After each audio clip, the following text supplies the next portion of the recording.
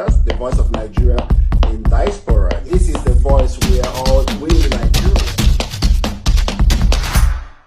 Yeah, it's kind of interesting because when you look at the military leader in Burkina Faso when he came back from the conference they went to in Russia, his people, it was a heroic welcome. People trooped out. People were dancing. You see, Because they're happy. yeah, you see, like these are military Can leaders. you imagine somebody being more happy with military than civilians? Yes. Okay, look at Judith. Look at the emoji she put here is just tears. Yeah. It's just tears. She said, I weep for my country, Nigeria. Yes. So it's so sad. Okay, now Nigeria is the giant of Africa. And we talked time without number in this podcast that if Nigeria democracy is right, Africa will follow suit.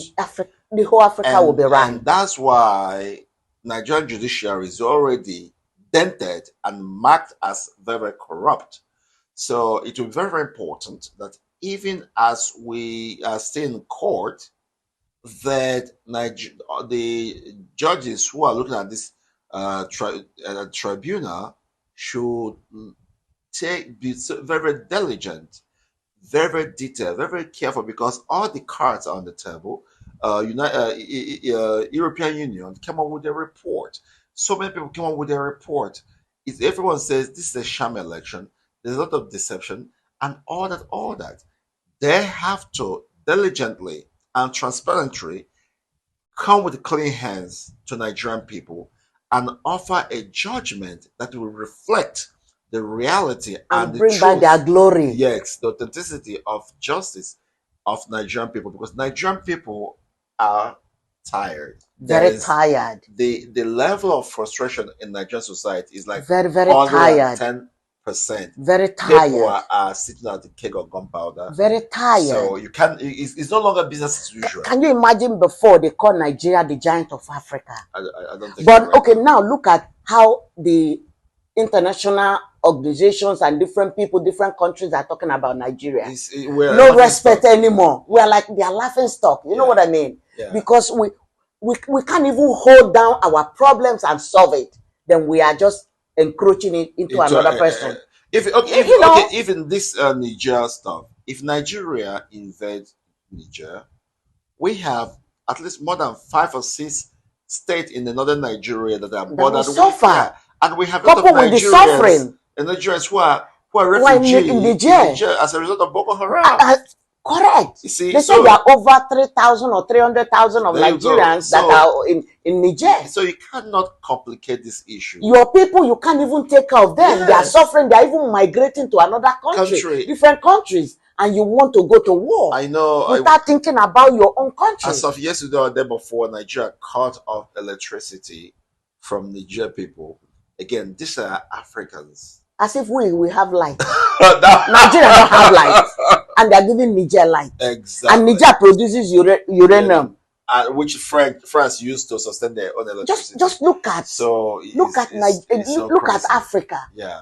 We have to do better. We have to do better. You know, Africa is the motherland. It belongs to all of us. Yeah. We just have to work to restore the glory of the continent. Exactly. Our brothers and sisters, we cannot answer everyone's question, all your questions. We really appreciate all of you. But to our leaders, the ECOWAS bodies, we call for a dialogue. We call for a dialogue. You know, and also for a retrospective for the heads of state to say, hey, why is this? What are we doing that is upsetting our people? Because the people are happy with this coup that's going on. Which, it makes me sad. Yeah. It makes me shed tears that the people, the masses are happy over military rule to civilian rule. Yeah, it's because crazy. Before when military takes over, you see masses crying. Yeah, they are crying, they are revolting. Like Myanmar, when there was a military takeover, you see people were on the street revolting. But one thing that's so common in Africa is that from Guinea to Burkina Faso to Mali, whenever military took over, the masses are on the street celebrating, rejoicing, supporting the military. Yes. You know, if we don't want the coup to continue to happen in Africa, we should do the right thing. Please. When you make a campaign promises to the people, you should keep it. Keep it. You don't snatch power by force. Yes. Like how can a president have 100 cars in their convoy when your masses are dying of hunger? Twice a day. They are migrating from their states to other countries because of unrest. Yes. Political unrest, religiously unrest. And you are talking about going to war. When you have bigger war in your own country. Nigeria has bigger war at hand. The case is still in the court. They have not finalized who is going to be the president of Nigeria. Yes. Is that democracy? Our people are saying democracy does not go to court to decide who is the president. It's supposed to be very transparent. It's supposed to be transparent. Okay, given by the people. Look at it. For the people.